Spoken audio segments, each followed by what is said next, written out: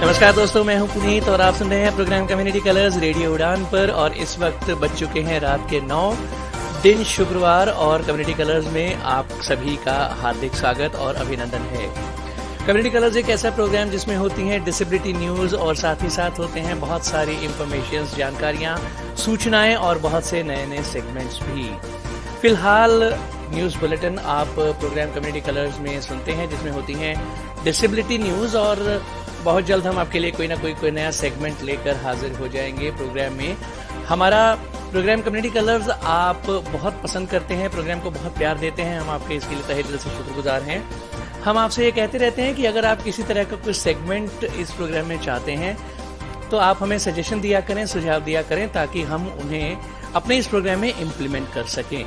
बहरहाल रेडियो उड़ान सुनने के लिए आप हमारी वेबसाइट विजिट कर सकते हैं www.radioudan.com, जहां पर हमारे वेब पेज पर भी प्ले बटन प्रेस करके आप रेडियो उड़ान सुन सकते हैं। और वैसे प्ले स्टोर और ऐप स्टोर दोनों पर हमारी ऐप्स अवेलेबल हैं, और बहुत सारे थर्ड पार्टी प्लेटफॉर्म्स पर जैसे गूगल और एलेक्सा, एप्पल और यहाँ तक कि रेनोवा म्यूजिक पर भी हमारी रेडियो उड़ान स्ट्रीमिंग अवेलेबल है, और ट्यून इन पर भी आप रेडियो उड़ान सुन सकते हैं।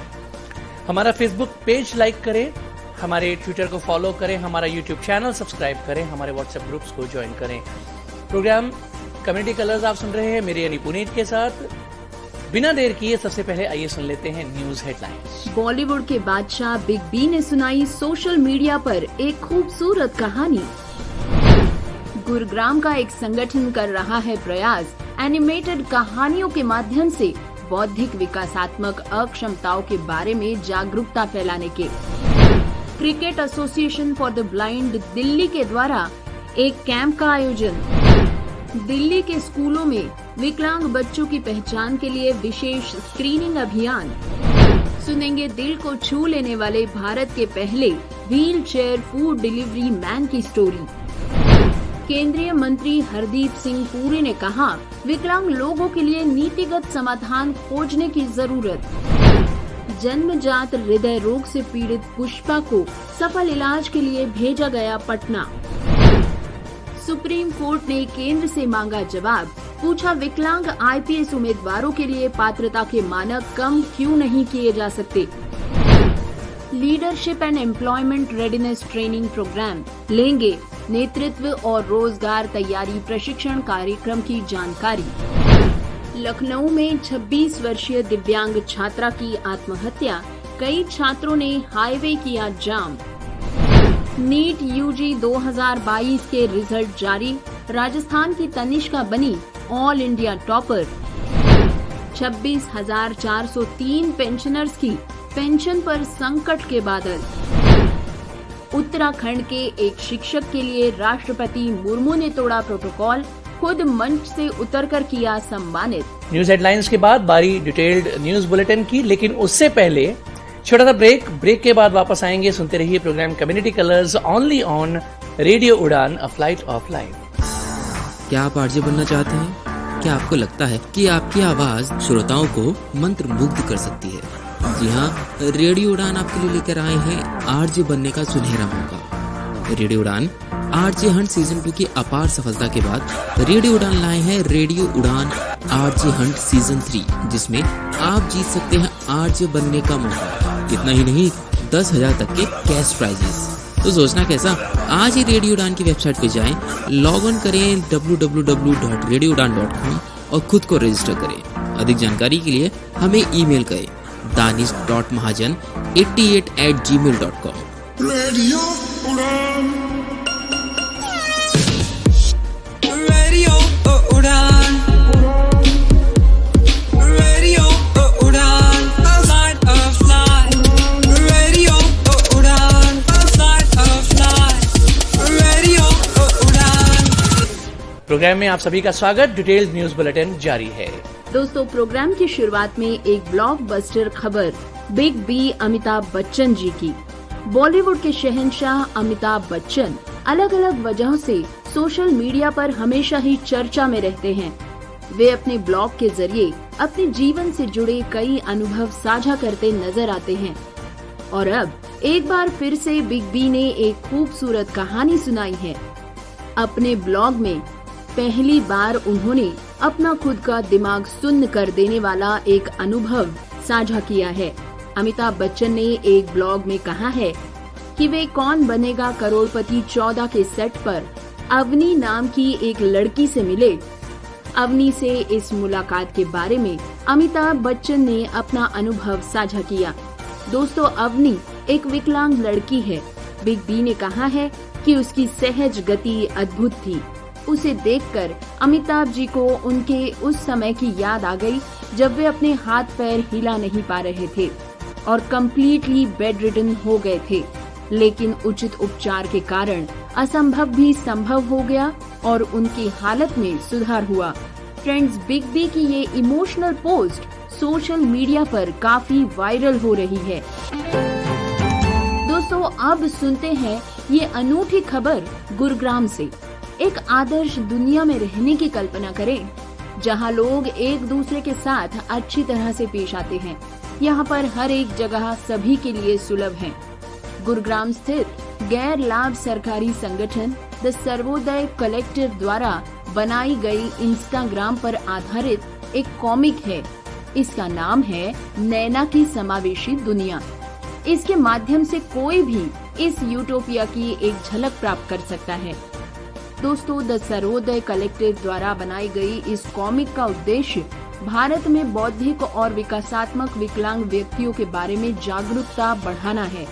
उनके पेज @inclusive दुनिया पर स्क्रॉल करें और आप 5 साल की नैना की कई पोस्ट देख पाएंगे, जो एक समावेशी स्कूल में जाती है और विभिन्न विकासात्मक क्षमताओं के बारे में बात करती है, जैसे कि cerebral palsy, attention deficit, hyper active disorder, आत्म केंद्रित स्पेक्ट्रम विकार और सहज तरीके से स्वीकृति का महत्व। दोस्तों, पिछले साल जनवरी में गुरुग्राम निवासी पूजा शर्मा द्वारा स्थापित नैना की दुनिया नामक इस मैगजीन ने सीखने की अक्षमता के मुद्दों को मुख्य धारा में लाने की कोशिश की है।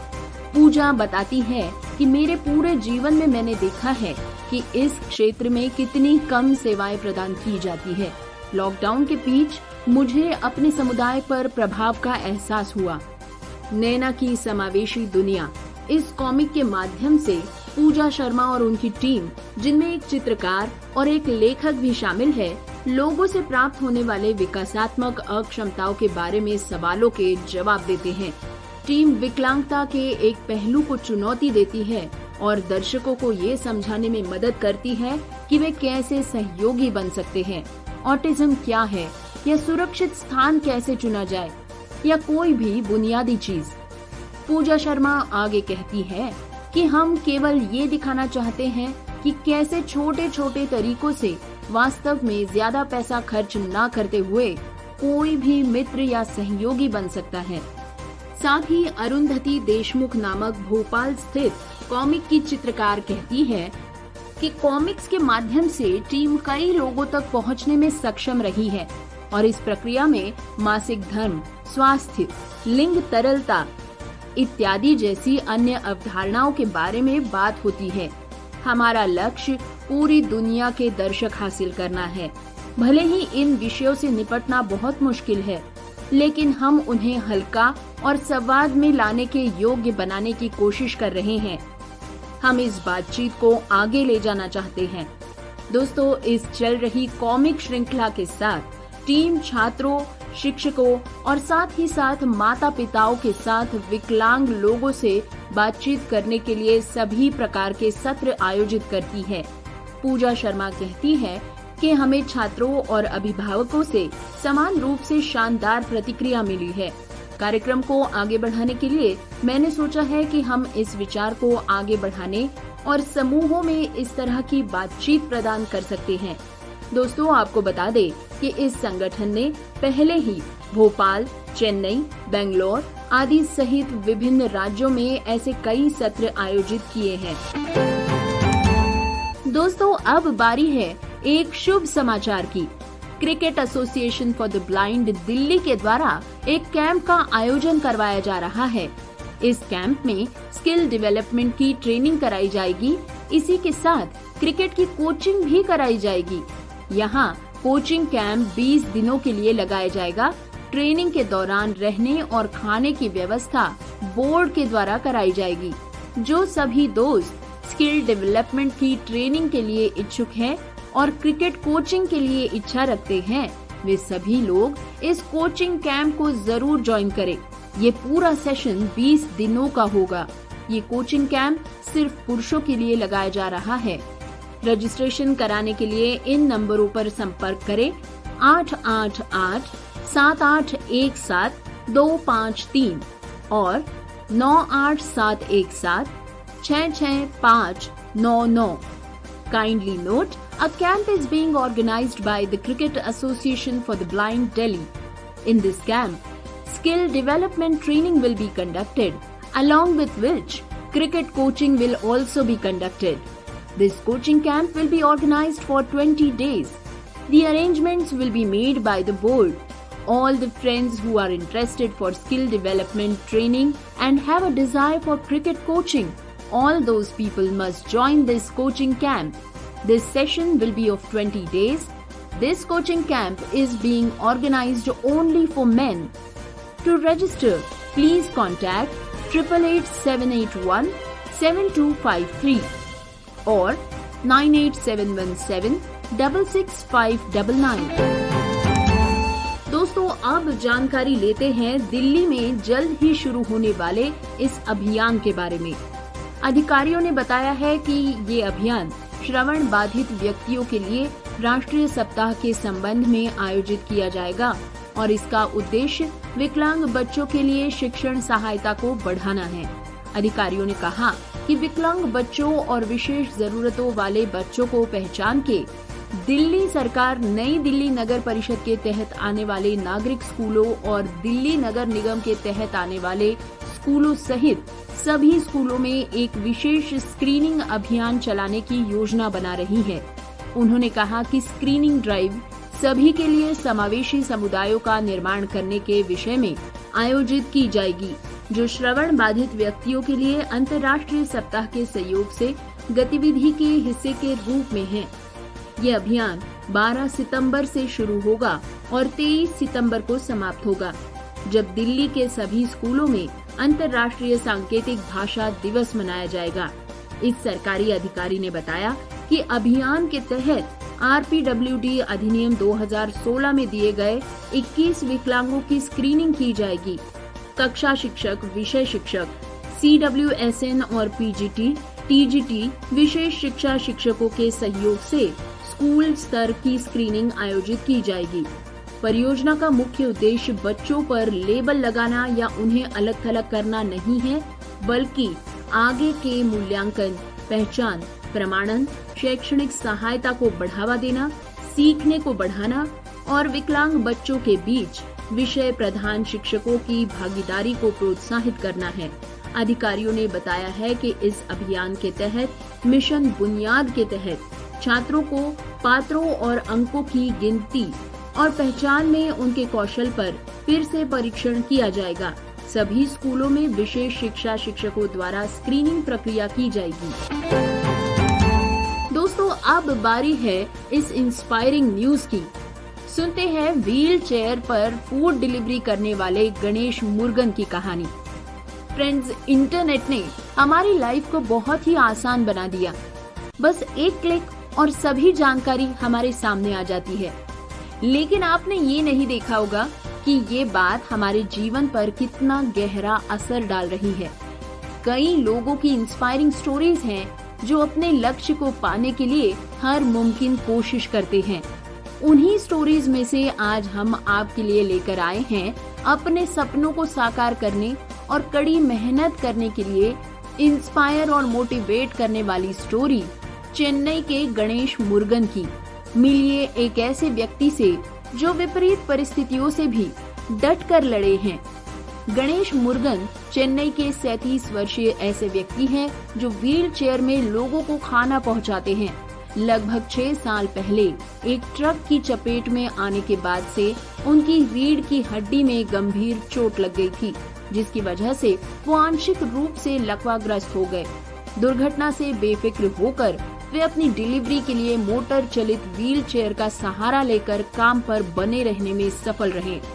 श्री दीपांशु काबरा ने उनकी इस व्हील चेयर के बारे में बताते हुए कहा कि ये मोटर चलित 2-in-1 wheel chair IIT Madras के एक स्टार्टअप द्वारा बनाई गई है। व्हील चेयर में एक पुश बटन होता है जो इसे अलग करके पीछे के हिस्से को मूल व्हील चेयर के रूप में इस्तेमाल कर सकता है। इससे गणेश को ऊंची इमारतों और अन्य जगह तक पहुंचने में मदद मिलती है जहां इसका राइड करना मुश्किल हो सकता है। दीपांशु काबरा ने ये भी बताया कि व्हील चेयर को चार्ज होने में 4 घंटे लगते हैं और ये 25 किलोमीटर तक चल सकती है।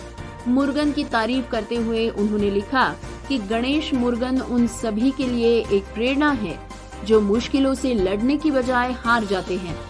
हमने डिलीवरी करने वाले लोगों के बारे में कई इम्प्रेसिव स्टोरीज देखी है और सुनी है जो ये सुनिश्चित करते हैं कि हमें सभी बाधाओं के खिलाफ हमारे दरवाजे पर खाना मिले। गणेश मुरुगन की स्टोरी ने भी हमारा दिल छू लिया। डिटेल्स न्यूज बुलेटिन जारी है, लेकिन इससे पहले वक्त एक बार फिर एक छोटे से ब्रेक का है। ब्रेक के बाद फिर मिलेंगे। सुनते रहिए program community colours on radio Udaan, a flight of life. अरे छोटी, क्या कर रही है? कुछ नहीं, बस न्यूज देख रही हूँ। ओह अच्छा। फॉरेन में तो आए दिन डिसेबिलिटी पर कॉन्फ्रेंस होती रहती है। हमारे यहाँ पता नहीं कब होगी कोई बड़ी इंटरनेशनल कॉन्फ्रेंस। अच्छा ये सुन, शीश प्रो और ICMR ला रहे हैं भारत का पहला इंटरनेशनल मेगा इवेंट यानी global assistive technology expo and confest 2022 यानी गेटेक। इस इवेंट का मतलब भारत में दिव्यांग जनों के हेल्पफुल इक्विपमेंट और टेक्नोलॉजी में हो रहे नए नए इन्वेंशंस, रिसर्च और उनके मार्केट में अवेलेबिलिटी का प्रदर्शन है। इतना ही नहीं, डॉक्टर, साइंटिस्ट और एक्सपर्ट्स के जरिए थॉट्स का आदान प्रदान और इन्फॉर्मेशन को शेयर करना है। यह आयोजन दुनिया भर में उपयोग किए जाने वाले आधुनिक दिव्यांग सहायक उपकरणों में प्रौद्योगिकियों के बारे में जानने में मदद करेगा। अरे वाह, तो चले? अरे अभी नहीं। कब और कहाँ?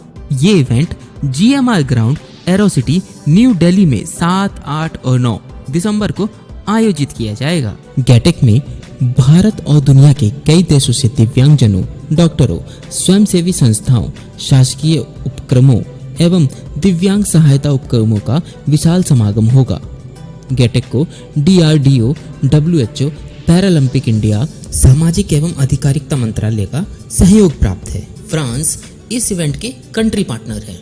इस मेगा इवेंट में शामिल होना ना भूलें। अधिक जानकारी के लिए वेबसाइट पर जाएं www.globalassistivtech.com या फिर हमें इस नंबर पर संपर्क करें 9910717913 या फिर हमें मेल करें gaurav@iconx.in। प्रोग्राम में आप सभी का स्वागत। डिटेल्ड न्यूज बुलेटिन जारी है। दोस्तों, अब खबर नई दिल्ली से। केंद्रीय मंत्री हरदीप सिंह पुरी ने पिछले गुरुवार को कहा कि विकलांग लोगों को समायोजित करने के लिए स्थायी और सार्वभौम रूप से सुलभ स्थान बनाने तथा नीतिगत समाधान खोजने की जरूरत है। श्री पुरी ने 2011 की जनगणना के आंकड़ों का हवाला देते हुए कहा कि भारत में लगभग 2.68 करोड़ दिव्यांग लोग रहते हैं। आवास और शहरी मामलों के मंत्री श्री पुरी ने आगे कहा कि जिन लोगों को सहायता तकनीक की आवश्यकता है उनमें से लगभग 70% के पास ऐसी सुविधाएं नहीं हैं और इन्वेंटर्स को ऐसे समाधान लाने चाहिए जो सरल और व्यापक रूप से स्वीकृत हो सके। दोस्तों, वे ये बात स्मार्ट समाधान चुनौती समावेशी शहर पुरस्कार 2022 के कार्यक्रम में बोल रहे थे। उन्होंने कहा कि हमें नीतिगत समाधान खोजने के लिए बुनियादी ढांचे का निर्माण करना चाहिए जिसकी दिव्यांग लोगों को जरूरत है और हम इसी के लिए प्रतिबद्ध हैं। ये अनुमान है कि लगभग 70% लोग जिन्हें सहायक प्रौद्योगिकी की आवश्यकता है उनकी इस तक पहुंच नहीं है। इसका मतलब ये है कि दिव्यांग व्यक्ति केवल आवश्यक संसाधनों तक ही पहुंच पा रहे हैं और इसके लिए भी लगातार जूझ रहे हैं। दोस्तों, खबर है बिहार के किशनगंज इलाके से। राष्ट्रीय बाल स्वास्थ्य कार्यक्रम बच्चों को सुविधाजनक तरीके से समायोजित स्वास्थ्य सुविधा उपलब्ध कराने के लिए एक नई पहल है। इस क्रम में जिले में राष्ट्रीय बाल स्वास्थ्य कार्यक्रम के अंतर्गत जन्मजात हृदय रोग से पीड़ित किशनगंज शहरी क्षेत्र के नेपालगढ़ कॉलोनी के 42 माह की पुष्पा भट्टाचार्य के सफल इलाज के लिए उसे सदर अस्पताल से इंदिरा गांधी हृदय रोग संस्थान पटना के लिए एम्बुलेंस से भेजा गया। Civil surgeon doctor Kaushal Kishore ने बताया कि जिले में हृदय में छेद के साथ जन्मे कई बच्चों की मुफ्त सर्जरी हो चुकी है।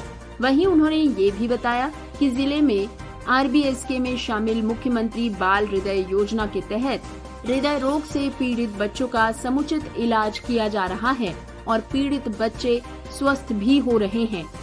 इसके लिए जिले में PHC से लेकर जिला स्तर के अस्पतालों में तैनात RBSK टीम क्षेत्र भ्रमण करके ऐसे बच्चों को न सिर्फ चिन्हित कर रही है बल्कि उनका निःशुल्क समुचित इलाज भी सुनिश्चित करवा रही है ताकि पीड़ित बच्चों को सुविधाजनक तरीके से सरकारी स्वास्थ्य संस्थानों में उपलब्ध सुविधाओं का लाभ मिल सके।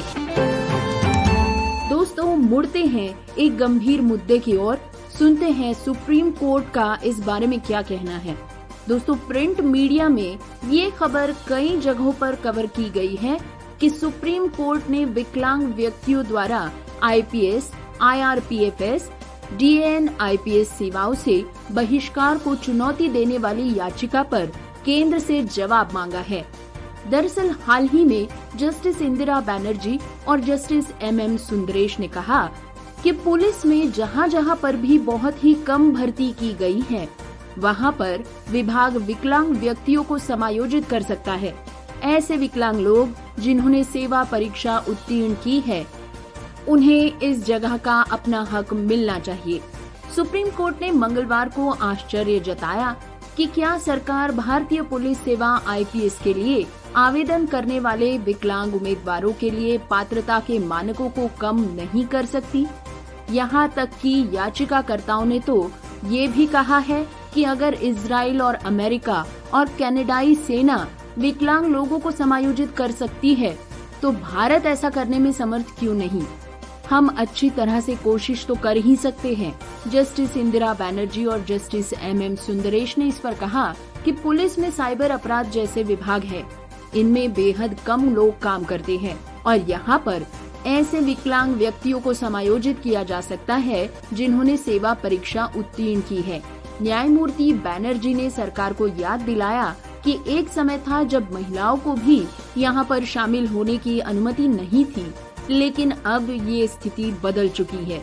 एक NGO के लिए विकलांगों के अधिकार के राष्ट्रीय मंच के वरिष्ठ अधिवक्ता अरविंद दातार ने कहा कि अगर इजरायली सेना ने विकलांग व्यक्तियों को शामिल किया है तो हमारी IPS ऐसा क्यों नहीं कर सकती। दातार शुरू में पीठ का जवाब दे रहे थे जिसमें पूछा गया था कि विकलांग व्यक्ति बुनियादी शारीरिक प्रशिक्षण में कैसे भाग ले सकते हैं। न्यायमूर्ति सुंदरेश ने इस विषय पर भी आश्चर्य व्यक्त किया जब कहा गया कि विकलांग जन अपना काम करने में सक्षम नहीं रहे तो निराशा बढ़ सकती है। न्यायमूर्ति बनर्जी ने कहा कि टॉप पर पहुंचने के लिए अधिकारियों को विविध रैंक्स पर चढ़ना पड़ता है और इसमें शारीरिक कार्य भी शामिल होते हैं। श्री दातार ने कहा कि मैं जानता हूं कि विकलांग जन रातों रात DGP नहीं बन सकते, हालांकि ट्रेनिंग में ही बदलाव किया जा सकता है। अन्य देशों में विकलांग व्यक्तियों के लिए एक अलग प्रशिक्षण होता है, इसमें 5 मील की दौड़ या रैंपलिंग आदि शामिल नहीं होते। न्यायमूर्ति बनर्जी ने कहा कि इसके लिए नीति में पूर्ण बदलाव की आवश्यकता होगी। श्री दातार ने कहा कि हमें एक रास्ता खोजना होगा। यहाँ तक कि दिल्ली और केरल पुलिस ने विकलांग व्यक्तियों को CRPF में शामिल होने की अनुमति दी है, केवल IPS में ही ये समस्या क्यों है। दोस्तों, फिलहाल कोर्ट ने सरकार के अनुरोध पर मामले की सुनवाई सोमवार तक के लिए स्थगित कर दी है। दोस्तों, leadership and employment readiness training program American India foundation और NB दिल्ली द्वारा समर्थित एक पायलट प्रोग्राम है जो विकलांग महिलाओं में नेतृत्व और रोजगार की तैयारी विकसित करने के लिए बनाया गया है। ये कार्यक्रम उन विकलांग महिलाओं को मदद करता है जिनके पास कॉलेज की डिग्री है और जो रोजगार के लिए बाधाओं का सामना कर रही हैं। उन्हें बुनियादी कौशल, ज्ञान और अनुभव के साथ नेतृत्व प्रशिक्षण प्राप्त करने और भविष्य में अच्छी तरह से अपना करियर शुरू करने में ये प्रोग्राम मदद करता है। इस कार्यक्रम में आप पा सकेंगे विशेषज्ञ नेतृत्व कोचिंग, करियर काउंसलिंग के लिए मेंटर्स के साथ जुड़ना, प्रशिक्षण के बाद प्लेसमेंट और 45 दिनों की इंटर्नशिप भी शामिल है। ये हाइब्रिड मोड में होगा। वर्चुअल ट्रेनिंग के साथ साथ 2 सप्ताह का आवासीय प्रशिक्षण भी कार्यक्रम में आयोजित किया जाएगा। इस कार्यक्रम की कुल अवधि 6 महीने है। कार्यक्रम अक्टूबर 2022 से मार्च 2023 तक होगा। कक्षाओं का तरीका ज्यादातर सोमवार से शुक्रवार तक ऑनलाइन मोड से होगा और पाठ्यक्रम के अंत में 2 सप्ताह का आमने सामने प्रशिक्षण दिया जाएगा। आइए सुनते हैं इसके लिए कौन आवेदन कर सकता है। दोस्तों याद रहे, केवल विकलांग महिलाएं ही आवेदन कर सकती हैं, जिसके लिए भी न्यूनतम शिक्षा योग्यता माने कि डिग्री होना जरूरी है। उम्मीदवार जो पाठ्यक्रम में दाखिला लेने के लिए इच्छुक है और एक उपयुक्त करियर में सीखने और बढ़ने के लिए सकारात्मक और लचीला रवैया रखते हैं, उन्हें प्रेफरेंस दिया जाएगा। महिला उम्मीदवार अपने करियर के प्रति उत्सुक हो, अन्य महिलाओं और PWDs का समर्थन करने के लिए तैयार हो, उम्मीदवार के पास कंप्यूटर और इंटरनेट कनेक्शन होना भी बहुत जरूरी है। पूरे भारत से उम्मीदवारों का स्वागत इस प्रोग्राम में किया जा रहा है। ये एक समावेशी कार्यक्रम होगा। नेत्रहीन, कम दृष्टि, गतिशीलता बाधित, वाक श्रवण बाधित और अन्य विकलांग महिलाओं से आवेदन करने की उम्मीद की जा रही है। दोस्तों इस प्रोग्राम में कई प्रकार के मॉड्यूल्स शामिल हैं, जिसमें प्रौद्योगिकी कौशल माने कि टेक्नोलॉजी स्किल्स सिखाए जाएंगे, संचार कौशल माने कि कम्युनिकेशन स्किल्स सिखाए जाएंगे, व्यावसायिक कौशल यानी कि प्रोफेशनल स्किल्स जैसे कि decision making, time management, work place safety और एथिक्स सिखाए जाएंगे, ग्राहक सेवा कस्टमर सर्विस सिखाई जाएगी, वित्त की मूल बातें यानी कि फाइनेंस के basics, earning, saving, budgeting, investing, opening an account, benefits of women's right age पर investment, expert session on banking, tax system, financial workshop और बिजनेस प्लान्स और स्टार्टअप मॉकअप भी लिया जाएगा। साथ ही इस प्रोग्राम के तहत सोशल मीडिया मार्केटिंग पे भी एक मॉड्यूल लिया जाएगा। आवेदन करने की अंतिम तारीख है 15 सितंबर 2022। इच्छुक उम्मीदवार आवेदन करने के लिए गूगल फॉर्म भर सकते हैं। अधिक प्रश्नों के मामले में आप संपर्क करें 9212319672 यानी कि 9212319672 पर, या फिर आप संपर्क कर सकते हैं 8826261166 पर। अधिक जानकारी के लिए आप लिख सकते हैं helpline@nabdelhi.in पर। याद रहे helpline@nabdelhi.in पर। फ्रेंड्स आइए अब सुनते हैं ये दुखद घटना लखनऊ से, जिसके चलते हो रहा है बड़ा हंगामा। दोस्तों उत्तर प्रदेश की राजधानी लखनऊ में डॉक्टर शकुंतला मिश्रा राष्ट्रीय पुनर्वास विश्वविद्यालय DSMNRU की 26 वर्षीय दिव्यांग छात्रा अंजलि यादव छात्रावास के कमरे में फंदे से लटकी हुई पाई गई। उसे लोक बंधु अस्पताल ले जाया गया, जहां उसे मृत घोषित कर दिया गया। अंजलि B.Ed सेकेंड सेमेस्टर की छात्रा थी। छात्रों का कहना है कि अंजलि सहित कई छात्राओं को सेमेस्टर परीक्षा में एक विषय में कम अंक मिले थे, जिसके बाद उन्होंने कॉपी को दोबारा जांच करने की मांग की, लेकिन विश्वविद्यालय के अधिकारियों ने उनकी ये मांग खारिज कर दी। वही जानकारी के मुताबिक शनिवार रात करीब 8 बजे कुछ छात्राएं अंजलि को खाना खाने के लिए बुलाने के लिए उसके कमरे तक पहुंची तो दरवाजा अंदर से बंद था। उन्होंने काफी देर तक इंतजार किया, लेकिन जब बार बार दस्तक देने के बावजूद अंजलि ने दरवाजा नहीं खोला तो उन्होंने बल प्रयोग करते हुए दरवाजे को तोड़ा। खोलते ही छात्राओं के होश उड़ गए।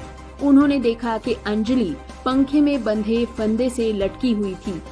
इसकी सूचना उन्होंने हॉस्टल वार्डन को दे दी। लोक बंधु अस्पताल के मुख्य चिकित्सा अधीक्षक अजय शंकर त्रिपाठी ने कहा कि अंजलि को अस्पताल में मृत लाया गया था। त्रिपाठी ने बताया कि हमने पुलिस को सूचित किया और शव को पोस्टमार्टम के लिए भेज दिया गया है। प्रथम दृष्टया यही लगता है कि अंजलि ने फांसी ले ली है। काकोरी के सहायक पुलिस आयुक्त आदित्य विक्रम सिंह ने कहा कि विश्वविद्यालय प्रशासन द्वारा उन्हें आत्महत्या की सूचना दी गई, लेकिन कोई भी सुसाइड नोट बरामद नहीं हुआ है। दोस्तों, इस दुखद घटना के बाद DSMNRU के कई छात्रों ने मोहन रोड के हाईवे को जाम कर विरोध प्रदर्शन किया और बीएड छात्रा के लिए न्याय की मांग की।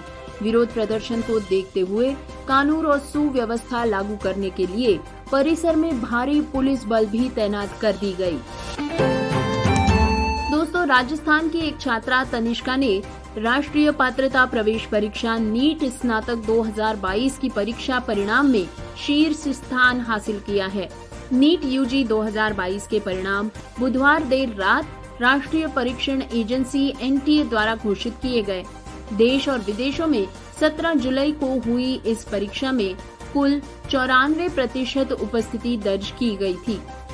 NTA ने बताया है कि स्नातक स्तर पर MBBS और BEd पाठ्यक्रमों में प्रवेश के लिए देश की सबसे बड़ी प्रवेश परीक्षा के लिए क्वालिफाई करने वालों में 4,30,000 पुरुष, 5,06,000 महिलाएं और 7 ट्रांसजेंडर थे।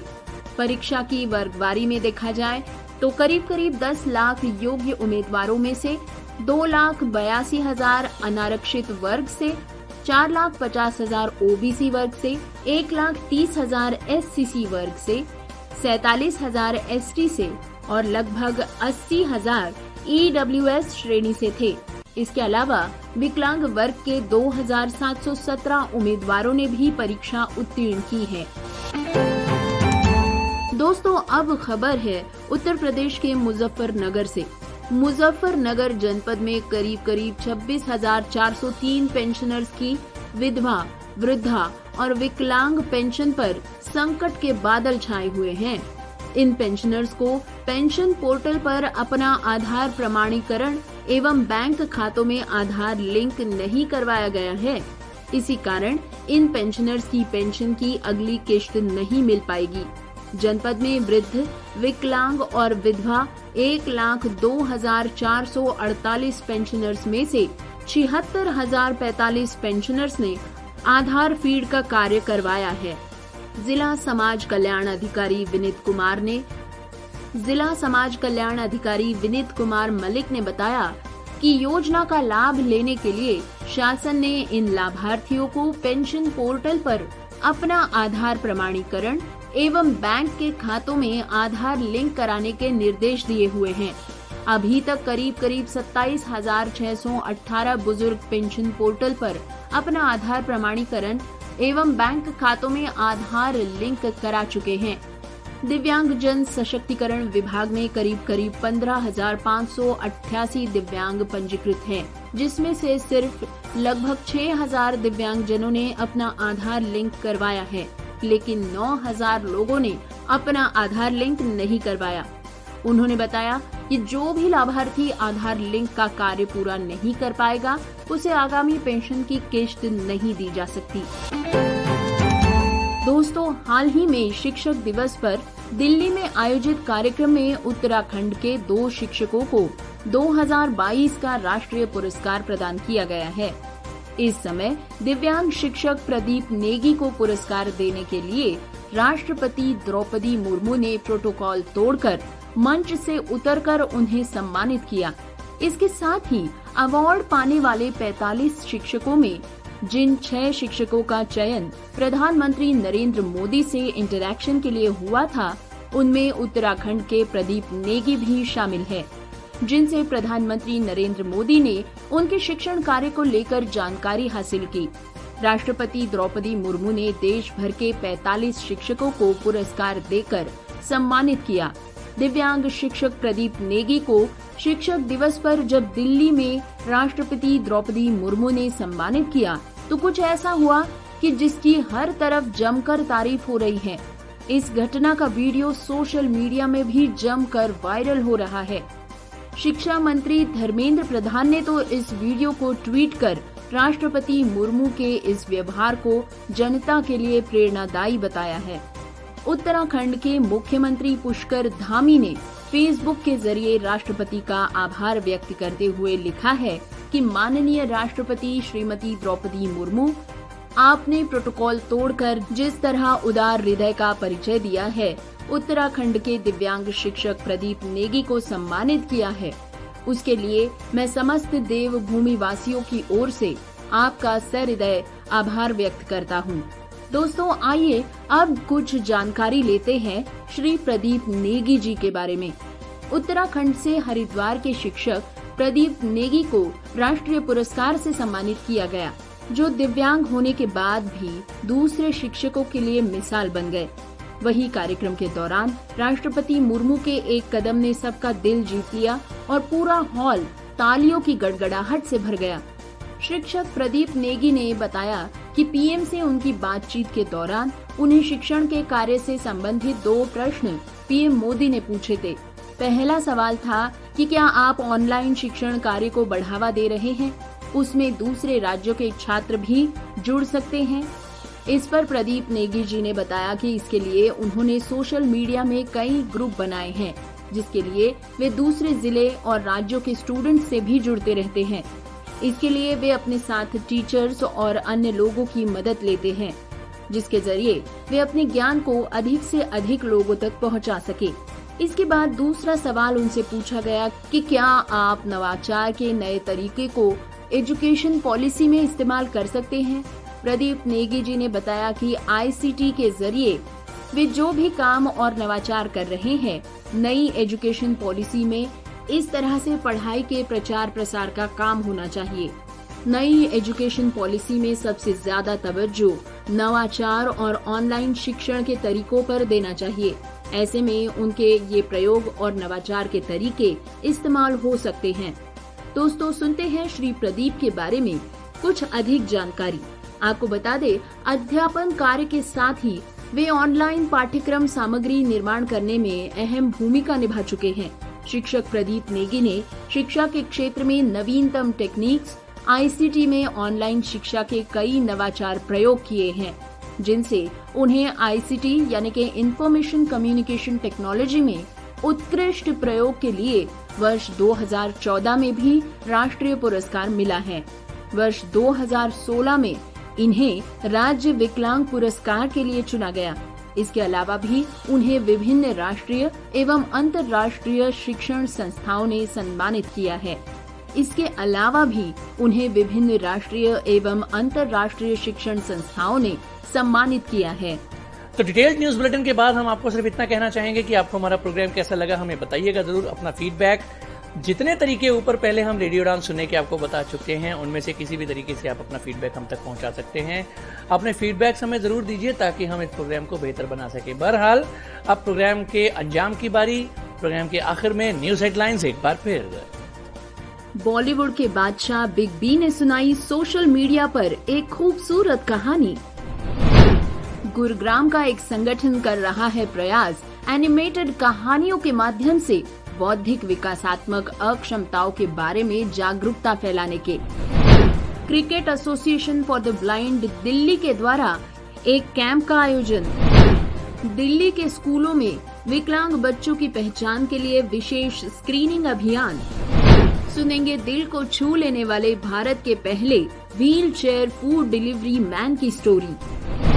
केंद्रीय मंत्री हरदीप सिंह पुरी ने कहा, विकलांग लोगों के लिए नीतिगत समाधान खोजने की जरूरत। जन्मजात हृदय रोग से पीड़ित पुष्पा को सफल इलाज के लिए भेजा गया Patna.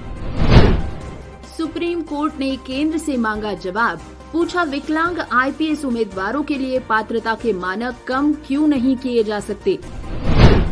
Leadership and employment readiness training program लेंगे नेतृत्व और रोजगार तैयारी प्रशिक्षण कार्यक्रम की जानकारी। लखनऊ में 26 वर्षीय दिव्यांग छात्रा की आत्महत्या, कई छात्रों ने हाईवे किया जाम। नीट UG 2022 के रिजल्ट जारी, राजस्थान की तनिष्का बनी ऑल इंडिया टॉपर। 26,403 पेंशनर्स की पेंशन पर संकट के बादल। उत्तराखंड के एक शिक्षक के लिए राष्ट्रपति मुर्मू ने तोड़ा प्रोटोकॉल, खुद मंच से उतरकर किया